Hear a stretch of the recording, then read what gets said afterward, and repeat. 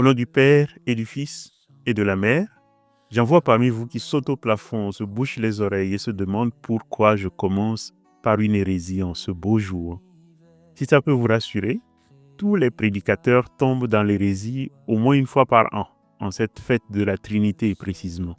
Il y a ceux qui comparent la Trinité à une feuille de trèfle, ceux qui la comparent à un triangle, à 3 cercles entrelacés, et j'ai un confrère qui n'est plus de ce monde, paix à toi Justin, qui comparait ça à une gousse de Néré et qui rigola en mourir quand on lui fit remarquer qu'en ouvrant la gousse, il arrive qu'on n'ait pas 3 mais 4 noix. Bref, on parle sans savoir de quoi on cause. Et vous connaissez peut-être l'histoire suivante. On dit que saint Augustin, pendant qu'il écrivait son grand livre sur la Trinité, ne savait plus où en donner de la tête. Il sortit un soir pour prendre de l'air et faisait des va-et-vient sur la plage. Un petit enfant qui jouait sur la plage attira sa curiosité. L'enfant avait fait un trou sur la plage et avec un coquillage, il allait à la mer en puiser de l'eau et venait le déverser dans le petit trou. Intrigué, Augustin lui aurait demandé « Mais garçon, tu joues à quoi ?» Et l'enfant de répondre « Mon intention est de mettre tout l'eau de la mer dans ce petit trou. » Et saint Augustin, souriant, lui aurait dit « Mon fils, tu n'y arriveras jamais. » Et l'enfant de lui répondre « Si je n'y arrive pas, comment tu pourrais y arriver toi qui veux mettre toute la Trinité dans ta petite tête ?» Et l'enfant disparut. Bon, l'histoire n'est pas vraie, c'est une grosse légende qui colle à la peau du pauvre Augustin, mais vous l'avez sûrement déjà entendu raconter par un prêtre qui, ne sachant quoi dire à la Trinité, l'a utilisé pour saupoudrer un peu sa sauce. Donc, chacun fait comme il peut. J'avais comparé la Trinité à un jeu de ping-pong. Et comme on n'en est pas à une hérésie près, le jour de la Sainte Trinité, pourquoi ne pas oser une autre, franchement?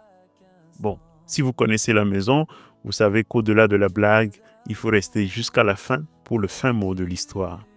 Alors, au nom du Père et du Fils et de la Mère, la Trinité comme une famille, voici l'Évangile pour commencer. Jean. Alléluia, Alléluia, Alléluia, Alléluia.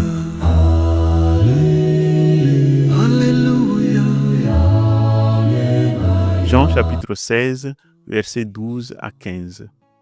En ce temps-là, Jésus disait à ses disciples, « J'ai encore beaucoup de choses à vous dire, mais pour l'instant, vous ne pouvez pas les porter. Quand il viendra, lui, l'Esprit de vérité, il vous conduira dans la vérité tout entière. En effet, ce qu'il dira ne viendra pas de lui-même, mais ce qu'il aura entendu, il le dira.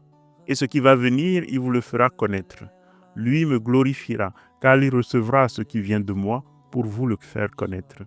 Tout ce que possède le Père est à moi, voilà pourquoi je vous ai dit, l'Esprit reçoit ce qui vient de moi pour vous le faire connaître. » Alléluia, Alléluia, Alléluia.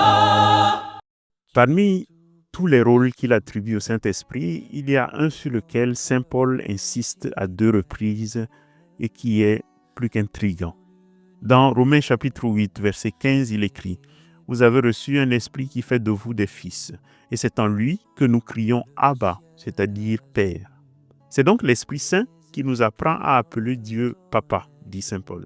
Et saint Paul reprend la même idée dans l'Épître aux Galates, chapitre 4, verset 6. Je cite « Et voici la preuve que vous êtes des fils. Dieu a envoyé l'Esprit de son Fils dans nos cœurs, et cet Esprit crie « Abba », c'est-à-dire « Père ». Fin de citation. Quand on s'y arrête, ce qui se trame dans ces 2 versets est tout à fait extraordinaire. Au fond, dit saint Paul, nous ne savons pas qui est notre Père avant que l'Esprit Saint nous l'apprenne, avant qu'il nous indique celui qu'il est digne d'appeler Papa. Or, ce rôle, le rôle d'indiquer aux enfants qui est leur Père, c'est le rôle des mères. Ce sont les mamans seules qui savent apprendre à leurs enfants à donner le nom de papa à un tel. Et ça va plus loin que ce que vous pensez. Pourquoi ? Parce que tous les pères du monde sont toujours de potentiels cocus. Un homme ne sait jamais si l'enfant qu'il tient dans les bras et dont il se croit fièrement le papa, eh bien, il ne sait jamais si c'est vraiment son fils, ou bien si c'est un enfant d'un autre que sa femme lui a déposé dans les bras. C'est le gros avantage que les femmes ont sur les hommes. Elles savent toujours qui est l'enfant et de qui est l'enfant. Tandis que les hommes dans presque toutes les cultures, doivent passer par un acte juridique ou par un acte rituel pour reconnaître l'enfant. En droit français, par exemple, si vous êtes la mère, il suffit que votre nom figure sur l'acte de naissance. Mais si vous êtes le père, une reconnaissance de l'enfant est obligatoire. Et il se peut qu'après cette reconnaissance, la mère, 10 ans plus tard, dise au garçon « Ton vrai père, c'est le voisin ». J'essaie de souligner juste une réalité anthropologique et non de jeter l'opprobre sur les femmes, on s'entend bien. C'est pour cela que, pour revenir à Saint Paul, le fait que l'Esprit soit celui qui nous indique le Père et nous pousse à l'appeler Papa, pointe dans la direction de ce qu'il faudrait appeler le rôle maternel de l'Esprit Saint. Mais la chose ne s'arrête pas seulement à Saint Paul. Dans les évangiles, Dieu le Père est très discret. On ne le voit jamais, il ne parle jamais, il laisse pour ainsi dire son Fils occuper tout le devant de la scène. Sauf à 3 occasions. La première fois, c'est au baptême, où sa voix se fit entendre « Celui-ci est mon Fils bien-aimé ». La deuxième fois, c'est à la transfiguration, où il répète exactement la même chose, ou presque. Laissons d'abord la troisième occasion de côté. Si l'on essaye d'être cohérent avec ce qui vient d'être dit, il faut conclure la chose suivante. Pour qu'un père qui est toujours potentiellement cocu puisse vraiment dire, comme Dieu le Père, avec assurance, « Celui-ci est mon Fils », il faut qu'il se laisse instruire par la mère. Le père ne peut dire « un tel est vraiment mon fils » si la mère qui sait tout ne le met pas dans le secret. Et comme par hasard, au baptême comme à la transfiguration, l'Esprit Saint était là, sous la forme de la colombe au baptême et sous la forme de la nuée à la transfiguration. On pourrait même dire littéralement qu'en ces 2 occasions-là, la Trinité apparaît dans les évangiles. Et la troisième fois où ils rejouent ensemble le même jeu, c'est juste avant la Passion dans l'évangile de Jean, où le Père, de nouveau, de sa voix, déchire le ciel et fait entendre « Je l'ai glorifié et je le glorifierai encore ». Où est l'Esprit Saint ici, demandez-vous? Il est là, sous la forme de la gloire, de la Shekinah, mais ce n'est pas le sujet aujourd'hui. Ce sur quoi je veux insister est la chose suivante. Il y a une personne dans la Trinité qui indique aux enfants qui est leur Père et leur apprend à l'appeler Abba, Papa. Et la même personne dans la Trinité est celle qui indique au Père qui est son Fils bien-aimé. Il ne faut pas avoir peur de le dire donc, l'Esprit Saint remplit au sein de la Trinité et en notre faveur un rôle typiquement maternel. D'ailleurs, Jésus lui-même semble l'insinuer dans son dialogue avec un personnage qu'on a l'habitude de regarder comme le plus naïf des évangiles. Je parle bien sûr du bon vieux Nicodème. Quand Jésus lui dit qu'il faut naître de nouveau, il demande si cela veut dire rentrer dans le sein de sa mère de nouveau pour en ressortir. Peut-être avait-il compris ce qu'il n'avait pas compris, que pour renaître, il fallait nécessairement une mère. Et cette mère dont il faut renaître, dit Jésus lui-même dans cet entretien, c'est l'Esprit.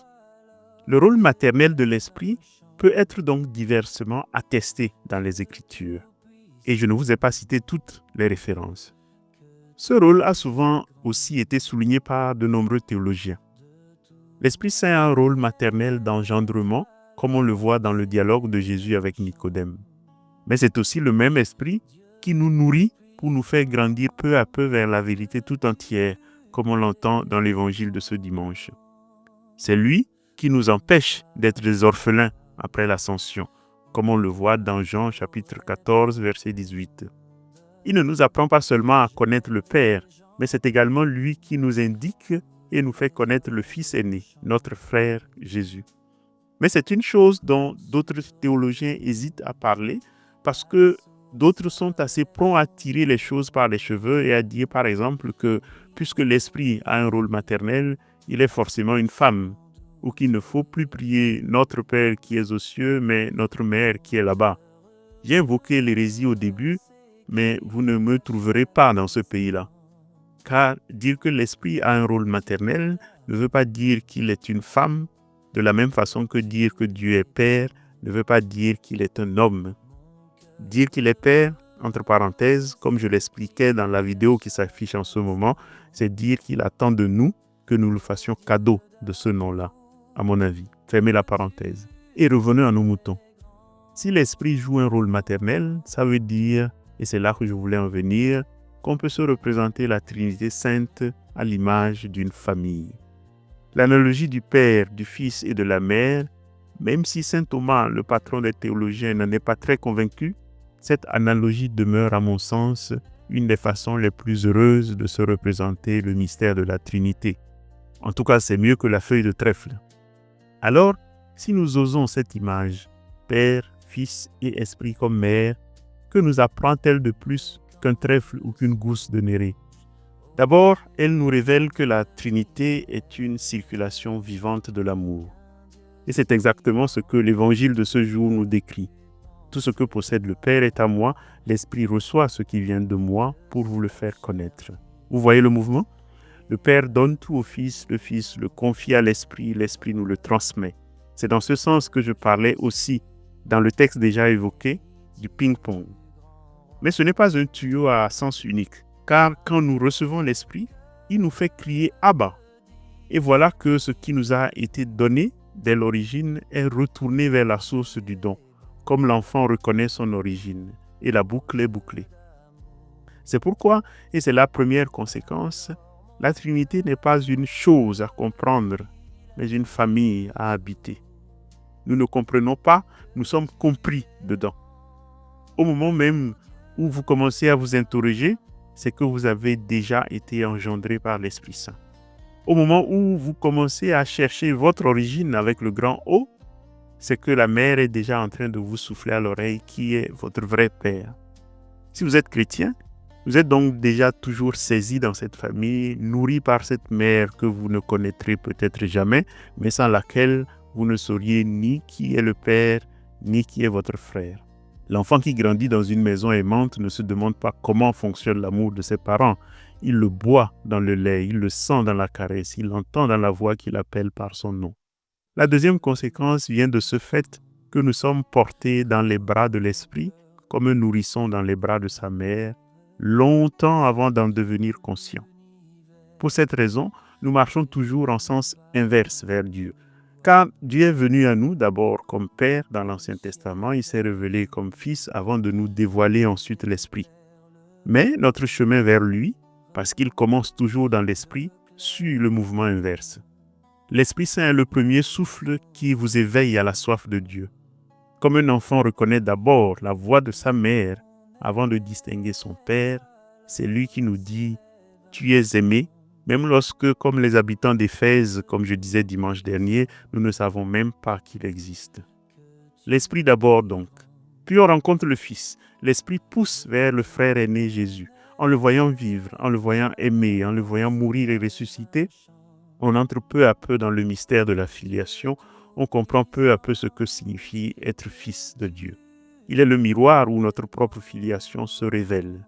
Et l'on apprend alors, avec le Fils et dans l'Esprit, en troisième position, à nommer le Père.